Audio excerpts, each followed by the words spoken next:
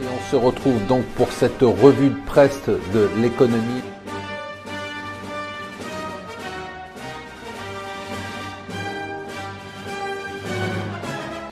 Bonjour et bienvenue sur Mon Financier, c'est la revue de presse de l'écho. Bouh, nous sommes le vendredi 13, restez chez vous, on va tous mourir.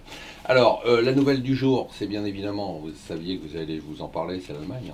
Comment? Voilà, c'est pas de savoir les résultats allemands, autres, 1,9% de croissance, contre 1,7 l'année dernière, 1,6 l'année d'avant, c'est la croissance la plus haute des 5 dernières années, excédent budgétaire, excédent commercial, plein d'emplois, c'est pas ça la question. La question c'est comment deux pays si proches culturellement, géographiquement, avec la même monnaie, le même système monétaire, ont des résultats aussi différents. Je n'arrive plus à comprendre, je vais vous dire, je me pose la question, mais je cherche même pas à trouver la réponse, parce que ça me rend dingue, surtout quand je vois aucun candidat à droite comme à gauche ne prend l'Allemagne comme modèle économique. C'est-à-dire qu'on nous bassine avec la flexi-sécurité du Danemark, on nous emmerde avec le bonheur intérieur brut du Bhoutan, et puis on a Mélenchon qui prend comme référence Cuba et le Venezuela, et ça en fait la personnalité préférée des jeunes en France.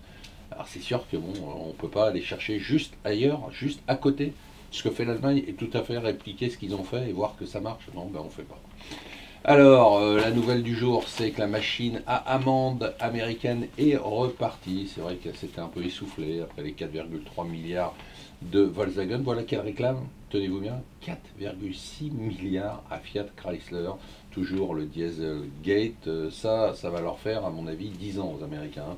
Ils vont passer en revue tout le monde, Renault, Peugeot, tout le monde va y passer. Ils vont tous se prendre une amende de 1 à 5 milliards. Celui qui s'est pris une belle amende, c'est Soros. George Soros, vous savez, c'est le pape des hedge funds, des fonds spéculatifs, l'homme qui avait gagné en 1992, à force de le répéter, il n'y aura plus personne qui a connu ça, qui sera encore vivant, 2 milliards d'euros sur 2 milliards de dollars pardon, sur la baisse du sterling. Et bien là, il a perdu 1 milliard de dollars. Son crime, eh bien, il avait parié contre Donald Trump, c'est-à-dire qu'il pensait qu'avec la victoire de Donald Trump, les marchés allaient s'écrouler, un peu comme moi, sauf que moi j'ai rien perdu, et lui il a perdu 1 milliard, heureusement. C'est la période des grands faillots, vous savez, toujours les rentrées des classes, là c'est la rentrée de janvier, c'est des gens qui se précipitent chez Donald Trump pour lui promettre qu'ils vont créer plein d'emplois. Moi, Donald, je vais en faire 100 000, moi je vais en faire 50 000 hier, le faillot du jour. C'était Jeff Bezos qui a annoncé qu'il allait créer 100 000 emplois.